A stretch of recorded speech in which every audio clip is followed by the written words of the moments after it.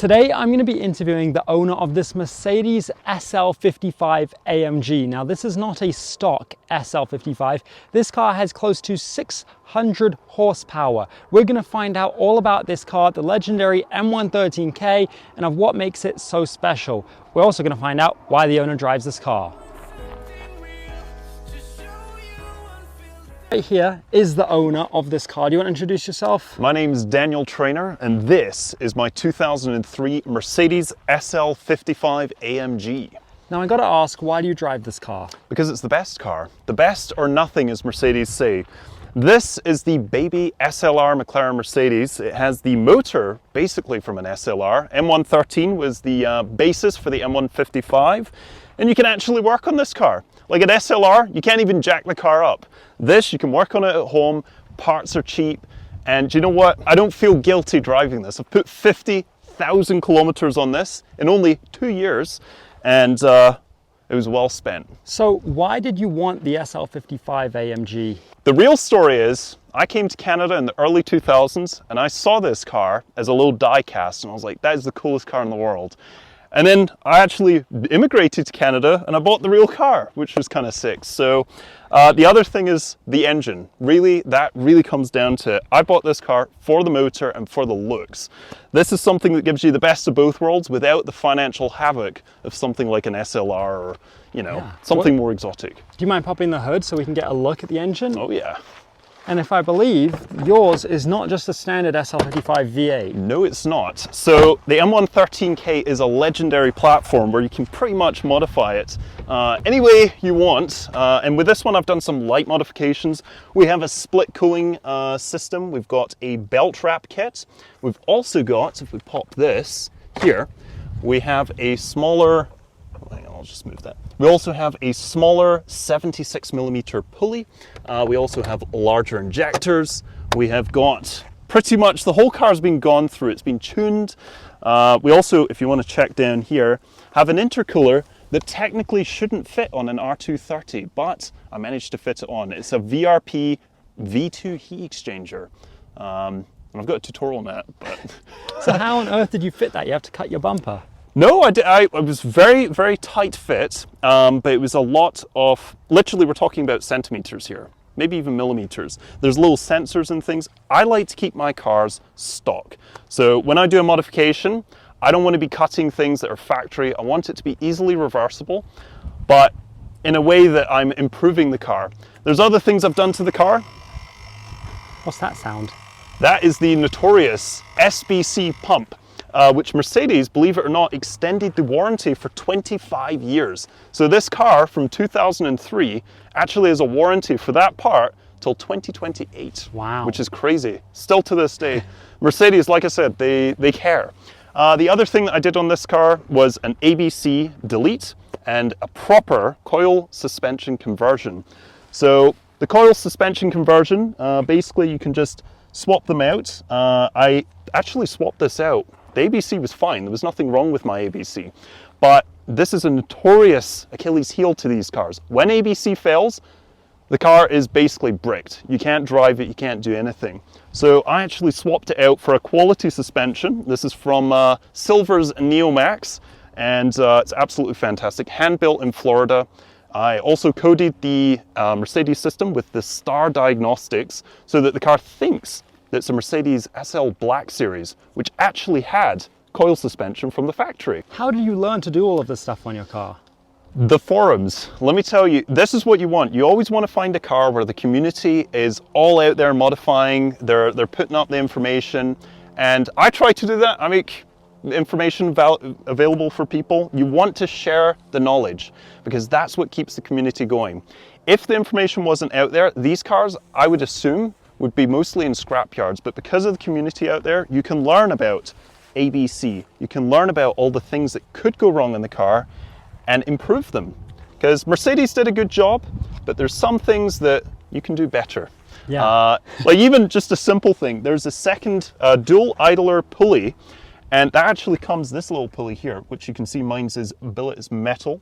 That's actually plastic. And when I took mine out, it was splitting down the middle. And it's notorious. They split, they crack, your serpentine belt snaps, and then it wraps around your crank. Oh, wow. So there's a lot of preventative maintenance things that you can do. And now I never need to worry about that. If I have a bearing go out, you just push the bearing out, you reuse the little pulley, and you're good to go. How much money has it taken to put this car to where it is today? Just a little bit.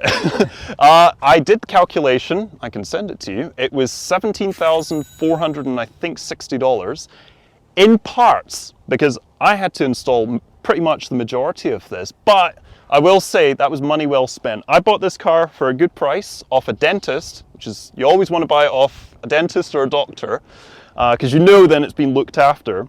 And I just went through the whole car. But now I effectively have a brand new mechanically sound SL. And how much horsepower are you making right now? It should be making at sea level 570, 580 horsepower at the crank. Are these aftermarket wheels on it, or are those factory? No, these are the stock wheels. These are notoriously hard to clean.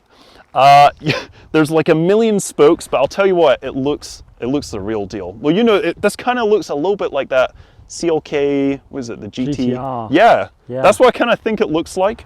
I like to think.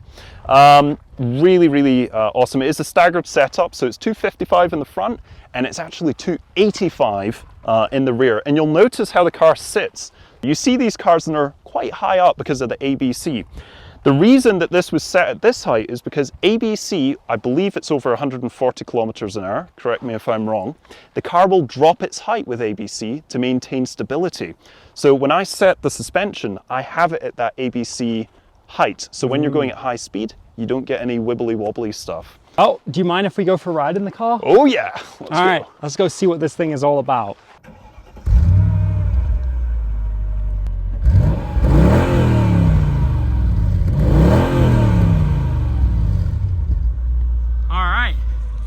Let's go for a ride.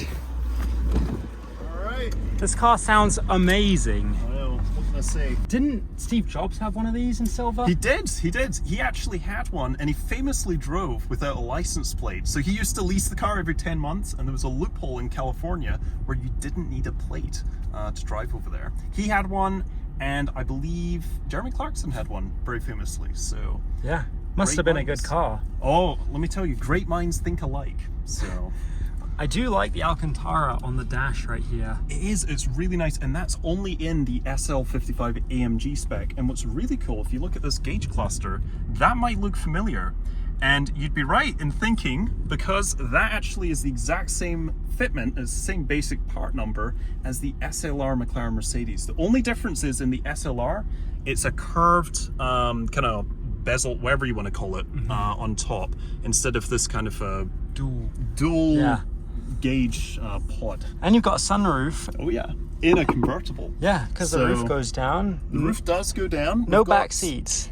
Funny story about that. Allegedly, the R230 was supposed to have rear seats, but then midway through in development, when they did the vairo roof, they actually decided to delete them. So it's a weird little space back there, but you do actually have, so I keep a fire extinguisher in there, mostly because of my friend who drives an old Toyota. And then we've also got the CD changer back here. Wow. So that's actually convenient. It's not bad, it's not bad. Other things, you will, if you look at an SLR interior, like I said, very, very, there's a lot of similarities here. Same vents here, same dials here. It's pretty much, even the shifter actually, it's just the actual, whatever you want to call it. Doesn't have the button. It does have the button, but it doesn't have the, But it doesn't have the flip up. Doesn't have the flip up. No, you can get that. You could interchange it. Yeah, no, it's a direct part. Yeah. Well, let's go for a ride and see what kind of horsepower this feels like, because 600 almost horsepower is crazy.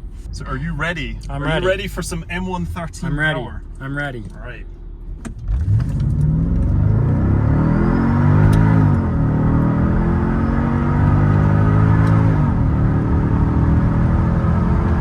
Dang. Yes, that's quick. That's pretty quick. And I heard the supercharger. You can hear it. It sounds good. Away. Yeah, it just sounds really good. So all SLs came automatic and convertibles, right? Correct. They all were automatic, and they all have the famous 722/6 transmission, which Mercedes actually famously used in pretty much everything. You could get in a Sprinter van, you could get in a C-Class, anything pretty much. And you could even get it in a Chrysler 300, a Crossfire, back when Daimler Mercedes was a thing. So, or Chrysler. Wow. So this car, for someone that wants to buy one, what should you look out for before purchasing?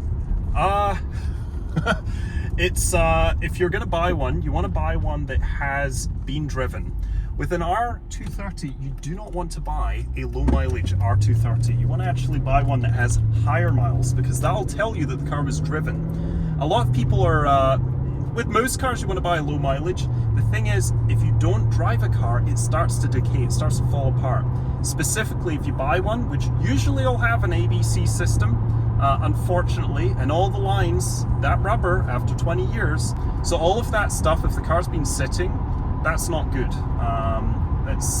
It's a ticking time bomb. So you want to buy one preferably that's from an enthusiast, preferably buy it from me. I'm not going to sell you this one, but you want to buy one from somebody that has actually done the preventative maintenance. Otherwise, yes, this car will bankrupt you.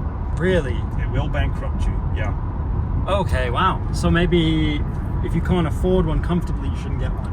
You shouldn't get one, or if you buy one from somebody that's done all the work already. I can tell you, it took me 2 years and $17,500. It's a journey. It was worth it, but it was. But you were driving it in that time, right? It wasn't just sitting in your garage for 2 years while you worked on it. Well, and that was the crazy thing. When I bought this car, it had roughly about 103,000 kilometers. The car now has 152,000, so I've put on, in 2 years, 50,000 kilometers. And during that time, there was nothing wrong with the car, but I knew things would fail. And I would rather fix those things before they fail. Again, preventative maintenance with any car is a really good ideology to have, because you're going to have a really smooth experience. You're never going to get stranded. And I'll tell you what, this car, I have driven it in the winter, and we get minus 40 degrees Celsius, and this car will start no problem. What? You've driven it in minus 40? I have, yeah. Yeah, it was, it wasn't great with the tires that I had, but it was, it turned on, and there was no engine block heater or anything. Wow. I did use a thinner oil. It was 0W40, which I wouldn't recommend for this car normally, but if you're at that temperature, it is worthwhile. I use a 5W40 AMSOIL. Yeah. Much better oil. So, for someone that wants to buy one of these, how would you rate it out of 10? I would rate it 10 out of 10. I will rate it 11 out of 10. This is a car that you're never going to be able to compare to anything else. Even the Halo car, the SLR McLaren, you're never going to enjoy it as much as this, because you're always going to have at the back of your mind, I'm driving a $500,000 car. What if something happens? Even spark plugs, maintenance. If I want to do spark plugs, which I've done twice, by the way, just because why not? There's 16 spark plugs with the M113K, 2 per cylinder. Super easy to do it. There's plenty of room in the engine bay. If you want to do that on an SLR, although it's the same base engine, you got to drop the engine out of the car to do the spark plugs. That's not an easy service. And then your brakes on an SLR, what are they, like 50,000 each or something for the carbon ceramics? Yeah. That's insane. It's true. It's true. So, just from a livability aspect, this is the best car. The sound, in my opinion, we're all biased with our own prides and joys, but this, in my opinion, is the best sounding car. It's got that lovely supercharger whine. You've got that nice burbly V8. There's no nonsense going on with fake faux sounds. It's just raw performance, and you just can't get that anywhere really. Yeah. And another nice thing about this car is depreciation wise, this is a great time to get an SL. Again, just be mindful, there's a lot that you're going to have to do. If you ever buy an SL, do the ABC, go through the engine, do everything, valve cover gasket, because those always leak. That's a design, that's a feature. Just make sure that you've really preventatively maintained everything in the car, and you won't have any issues. Wow.